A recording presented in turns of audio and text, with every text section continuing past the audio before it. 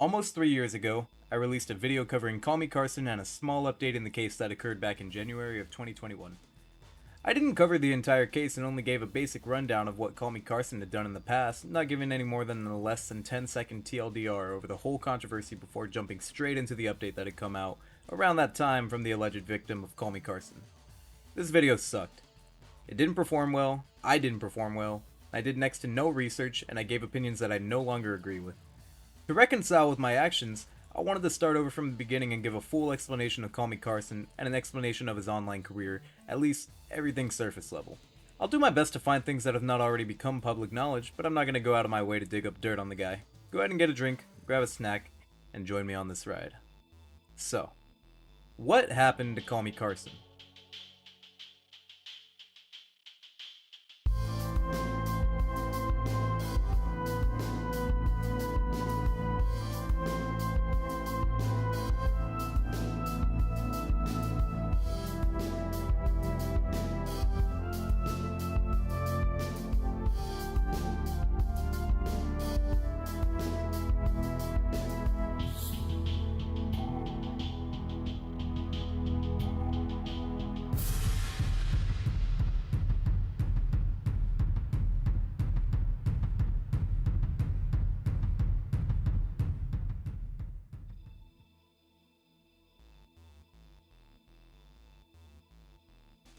One of the biggest things I regret about my last video was not giving any recap to the whole controversy and just kinda assuming that everybody else was chronically online like me.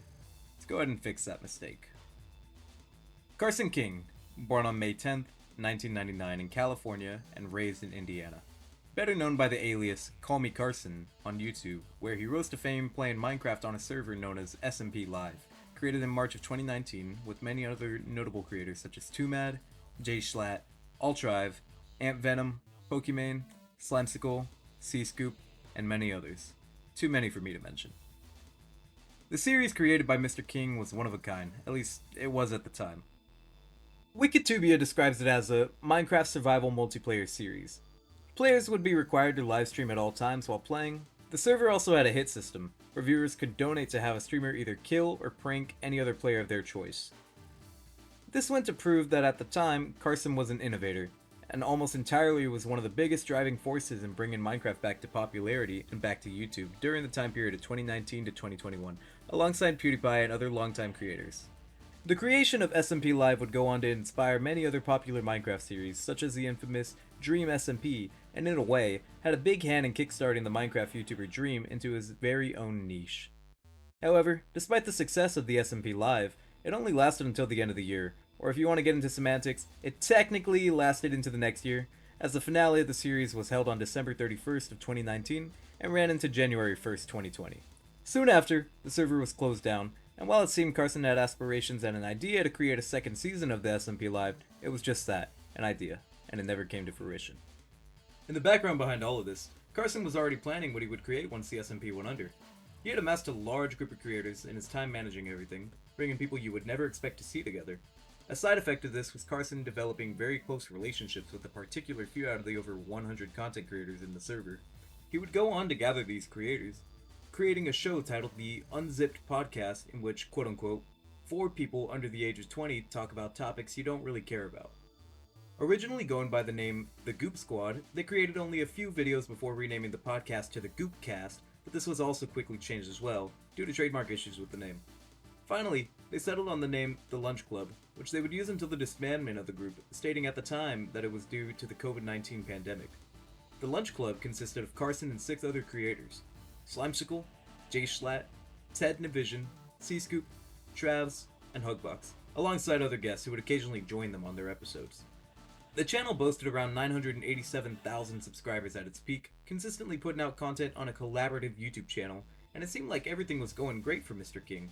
He had found himself in a spot where if he just kept his hands clean, he would have continued to create content like this, and he had found himself surrounded with creators who seemingly bounced off of one another as if they were made to do so. This was particularly helpful considering Carson himself wasn't much of an entertainer, having a rather monotone voice, but because he acted as a leader, or a king, if you will, bringing everyone together, he was able to create a career and profit the most out of all of them, similar to another YouTuber known as Fitz. Side note, it's important to note the relatively small controversies Carson had experienced before we get to the meat and potatoes of this entire video. At one point in the past, around 2016, Carson's Minecraft account had a previous name associated with it being, quote-unquote, I_Lynch_blacks. It was a very tasteless joke, a little bit too based, if you will, but all things considered a pretty harmless and minute issue compared to what has occurred since then.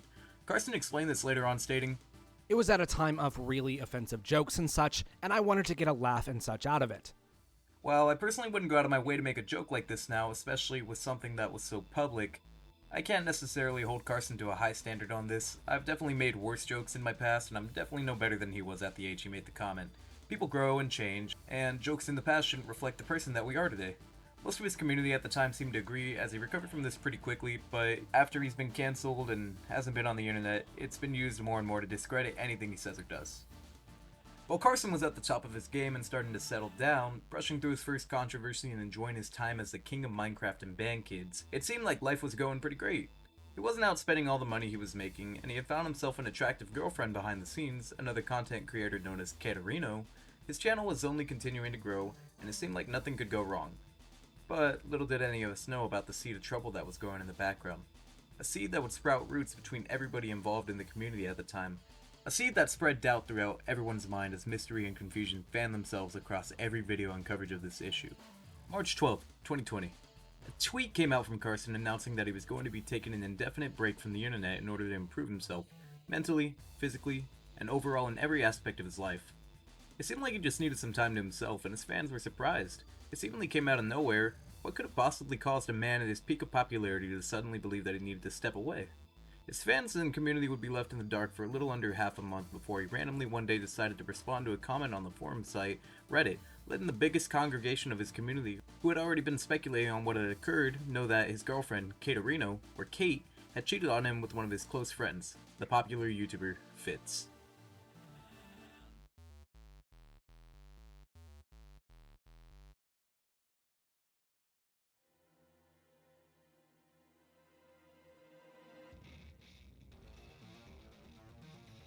This was a bombshell that quickly spread throughout Twitter and YouTube, many tweets and videos being created on the topic, dividing the community into two sides.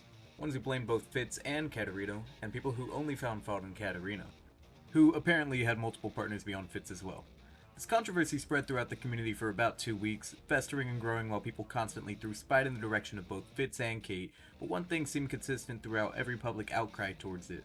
Everyone was behind Carson, and of course they would be. Even now, hearing this, even with all the facts, you're probably on his side, and I can't say I'm not either. It was a hard situation for everyone involved, but Carson was without a doubt the biggest loser, in the sense that he had lost the most. His mental health already being at an all-time low, he saw no other option but to leave. Not too long after this, on April 15th, 2020, Carson responded to everyone, releasing a short tweet longer titled, "I'm sorry," and explaining that he felt wrong for bringing this to the public, stating, quote-unquote, "It's my personal belief that I should have never made any of the information that's out now public. It was a private matter that should have stayed private, and I want to admit that I'm at complete fault for it being in the public eye. I put it out there in hopes that I could finally move past it, and every day I woke up feeling resentful, immature, and petty. Just like Kate and Fitz, I'm an entertainer that creates content for people, and what I do in my personal life, even if it's wrong, isn't information that I think should be shared." If you're listening along, please make a note of that last statement, because we will be coming back to it. This response from Carson was seen as mature, seen as the right thing to do in the moment, even stating at the end, quote-unquote, "To Kate and Fitz, I'm sorry for all the pain I've caused you, and I'm sorry for putting your private lives on display for the world. It was the wrong decision, and I apologize. You did wrong, but you didn't deserve your careers jeopardized. I hope you both can become the people I want to see you as." Overall, Carson came out in a pretty good light after all this, because seemingly he was the one who had been wronged, and everyone still seems to believe that after all this time. Fitz quickly released an apology on Twitter, posting an image and stating, quote-unquote, "Hey guys, as many of you will have heard, I've been involved in some personal drama recently, and although the situation is a lot more complicated than anyone expected, I want to apologize publicly, not just in private. I'm sorry, Carson. I hurt you, and I wasn't a good friend. I can only hope that someday you'll forgive me. I regret what I did, and I regret where we are." Fitz would then go on to take a break from uploading, but given how inconsistent he already was with uploading, it was barely noticed. He's still around to this day, uploading often, his latest video being released 2 months ago, having almost 2 million views, and still thriving with over 5 million subscribers on his main channel, and over 2 million subscribers on his second channel. Katerino took a break as well, receiving loads of backlash when she finally came forward and released her terrible apology video where she referred to the relationship with Carson as quote-unquote complicated, stating that she had a boyfriend at the time and that neither Carson nor her boyfriend knew about one another. She then went on to state that she made it clear to Carson that they were not in a relationship with one another, but does admit to leading him on. She goes on to blame her mental illness, which, while it might have been a factor in what she'd done, it doesn't absolve her of her responsibility for her actions. She owns up to what she's done, but after everything was said and done, people weren't a fan of her still. And I was very lost and confused. She's still streaming under the same name on Twitch, with almost 150,000 followers, and her last stream occurring 2 days ago at the time of writing this. She also has a YouTube channel with 65,000 subscribers, but it seems she's gone inactive because her last upload was about a year ago with 33,000 views. People still aren't happy about this because the video is currently sitting at 407 likes compared to 2,000 dislikes. It's also worth mentioning that on January 4th, 2021, there was an alleged debunking of the incident where it was confirmed by Anything for Views that Carson and Katerino were never in a relationship. The information came from one of the people involved, Fitz, where he supposedly admitted that he had come up with an idea of Carson, quote-unquote, borrowing Kate for a couple videos on his channel, which, just so we're clear, regardless of the context, that's pretty weird, and I definitely wouldn't let a friend of mine, quote-unquote, borrow my girlfriend for an upload. When this came out, there were many mixed reactions, and it seemed as if it blew over pretty quickly, many people never even hearing about it, but the few he did acknowledged that they were likely a little too hard on Katerino, and it seems that Carson really did just have his feelings hurt in an emotional affair, and didn't seem to understand how to handle this, as he was young and, considering the type of guy he was, likely didn't have much experience with women or relationships in the past. It was almost as if he was navigating a minefield without a map. People are still pretty split on the matter, but just like all YouTuber drama, it eventually faded from the public eye, and it'll likely never resurface again unless some insane evidence comes out, but at this point, it's unrealistic to expect that.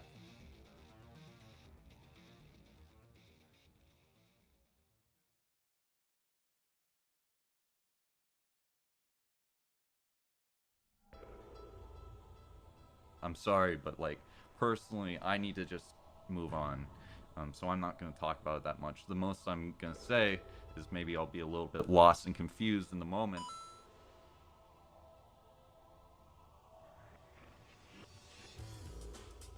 Carson returned to YouTube 11 days later on April 24th, releasing a recap of the year in a video titled Best to Call Me Carson parentheses 2020 edition, which was released almost 5 months into 2021. The video was received very well, currently sitting at 18 million views and having 930,000 likes. He followed up 2 days later with a video on the channel CallMeCarson Live titled I Guess I'm Back, where he discussed how excited he was to come back to creating content. He seemed in high spirits, a stark contrast to the events that had occurred beforehand, and he made sure to let everyone know that going forward he wasn't going to be mentioning Katerino and the drama between them any longer, and that he wanted to move past it. Everything seemed as if it was set to be fine for Carson, and it seemed that he was going to be okay.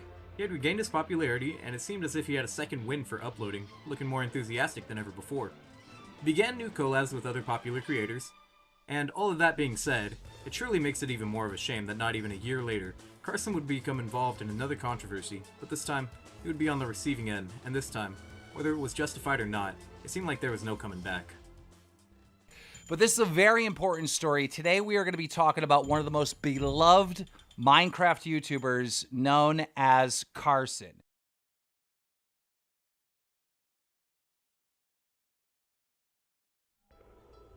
On January 4th, 2021, Keemstar, the at-the-time host of Drama Alert, a show on YouTube that somehow manages to be heavily involved in almost every single controversy on the internet that's occurred in the last decade, hosted ex-members of the Lunch Club, Travs and Hugbox. In this interview, alongside other things, the two of them announced publicly on a large platform that Carson King had sexted a girl who was underage back in 2019. Hugbox, revealing more about the situation, explained that Carson had admitted this to all the Lunch Club members himself, and that this was the reason the group had dissolved. Not too long after this, the underage person that Carson had sexted came out on Twitter. A woman named Sam, who went by @Miniborb on Twitter, revealing that at the time of their correspondence, which all occurred online, she was 17 and Carson was 19. She then went on to allege that she was quote-unquote groomed by Carson. Shit hit the fan in the blink of an eye. Videos came out, ex-Lunch Club members Slimesicle, C-Scoop, and Schlatt came out with videos regarding this situation.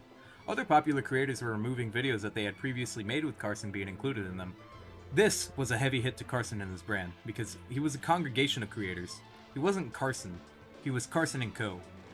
Without the other more entertaining creators around him, he fell off, and that fall was extremely hard. Soon after, irrefutable proof came out, screenshots and receipts of Carson engaging in the sexual text with the, at the time, underage girl, and screenshots of him admitting to his friends what he had done. He went dark almost immediately, backing away from the internet and removing himself from the situation. This would pretty much spell the end of CallMeCarson. He was a creator who got popular too young, and it seemed as if he didn't know how to handle everything coming his way, both online and in his own life. He made some mistakes, but I personally don't believe that engaging in this behavior with someone 2 years younger than him was a huge one. It seemed like there was more going on behind the scenes. Since everything came out, there's been receipts and examples of Carson being a bad friend behind the scene, and I'm inclined to believe them, because why else would people have been so quick to sever ties and drop him? While it seemed like everything exploded all at once when the allegations came out, I personally believe that these bonds were fracturing over time in the background. While I think Carson was a little bit pushy and definitely an asshole towards the girl that he had been engaging in risque texts with, I 100% deny the idea that it constitutes grooming. 3 years ago, this was a very hot take that even back then, I agreed with. 3 years ago, in my previous upload about Carson, I implied that there was a large power imbalance between a 19-year-old creator and a 17-year-old fan. And while I still believe Carson was manipulative to a certain extent, I no longer believe that Carson deserved the reputation that he got after this. I truly do believe that if he had spoken out, explaining his side of the story and denying the accusation of being a groomer, he would have been fine, at least in the public eye. He might not have been pulling the same views because, like I said earlier, without his group, he had videos with next to no substance, but at least his reputation could have been saved. But instead he chose to run, he chose to hide, and he let it fester. This allowed people's opinions to form, seeing his inactivity as an admission of guilt, and in some ways, it was. It would be a long time before we would hear from Carson again.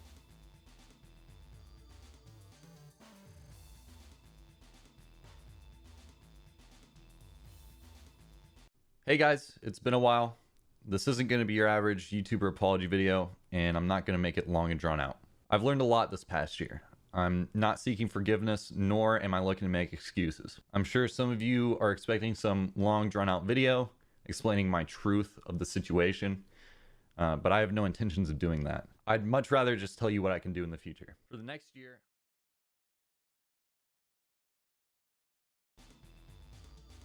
Carson would announce his return 8 months later on August 25th, 2021, announcing that he wasn't going to be making any type of apology video and that he wanted to just move past everything and attempt to spin a negative situation into something positive. While I do wish that he would have said something, anything to try and salvage his reputation, I understand his wanting to stay away from causing any more drama entirely, and I imagine that if I were in the same shoes as him, I would have made the same choice. Well, you know, aside from the sexting fans thing. He would go on to announce that he would be donating 100% of his profits from the next year of content to multiple charities throughout the year, changing the charity event every so often, and unlike another Minecraft YouTuber who announced they would be donating all of their earnings for 1 month towards a charity, who would go on to only stream one time that month at the very end of it, as if he had somehow forgotten, Carson actually followed through. Carson had raised an impressive amount of money for the charities of his choice throughout the year, donating to 5 separate charities, those being Children of War, Healthy Gamer Foundation, Save the Chimps, Habitat for Humanity, and Alveus Sanctuary. These are all charities and organizations that I and many others can get behind and support, and all in all, the year was a huge success for Carson. While his numbers have dwindled since the controversy, his community is slowly but surely rebuilding. While I doubt his numbers will ever return to what they were before, we can only hope that CallMeCarson continues to better himself, his content, and his community as time goes on. I believe in redemption, especially for someone who so clearly just needed some time to take care of themselves and reevaluate who they were and who they wanted to be.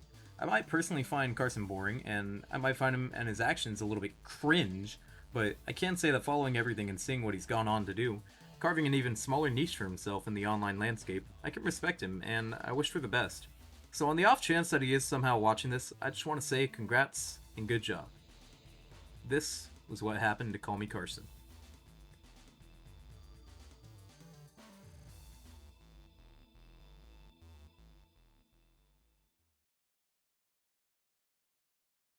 As this video comes to an end and you guys are already clicking off or have already clicked off, I just want to go ahead and say thank you because while I was working on this video, we actually hit 1,000 subscribers and we're even over that now. Making this video was a lot of fun and I want to continue to make videos like this, so if you do like it, please engage with the video, leave a comment, subscribe, and like the video You know, of course, only if you did like it. Dislike it if you didn't like it. And that's really it. Stick around for future uploads. I hope you all are having a great day or night. And yeah, that's it. See ya.